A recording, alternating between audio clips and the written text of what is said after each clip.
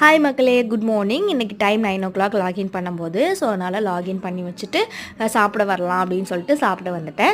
அதுக்கு முன்னாடி பசங்களுக்கு லீவு, அதனால் அவங்களுக்கு தேவையான ஃப்ரூட்ஸ் எல்லாம் எடுத்து வெளியே வச்சுட்டு டிவி ஆன் பண்ணி விட்டு கிச்சனுக்குள்ளே வந்துட்டேன். கிச்சனுக்குள்ளே வரும்போது ஆல்ரெடி நான் எல்லாமே ரெடி பண்ணி வச்சுட்டு போயிட்டேன். மார்னிங்கேவும் புதினா சட்னி, தோசை தான் இன்றைக்கி டிஃபனு.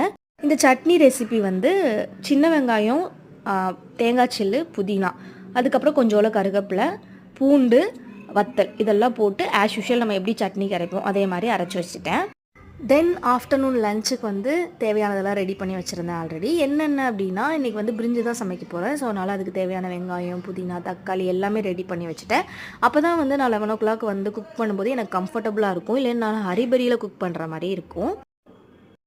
நான் வெயிட் லாஸில் தான் இருக்கேன். பட் ஸ்டில் எனக்கு தோசை வந்து நல்லா தின்னமாக மெல்லிசாக சுட்டு சாப்பிட தான் பிடிக்கும். அதே மாதிரி நிறையா எண்ணெய் அல்லது நெய் ஊற்றி சாப்பிட தான் பிடிக்கும். எண்ணெய் ஊற்றி சாப்பிட்றத விட நெய் ஊற்றி சாப்பிட தான் ரொம்ப பிடிக்கும். அதே மாதிரி தோசை ரொம்ப சுட சுட இருக்கணும், அப்போ தான் எனக்கு சாப்பிட பிடிக்கும். இல்லைன்னா தோசை சாப்பிட பிடிக்காது. உங்களில் எத்தனை பேருக்கு இப்படி சாப்பிட பிடிக்கும்? க்ரீன் ஹார்ட் கமெண்ட் பண்ணிட்டு போங்க.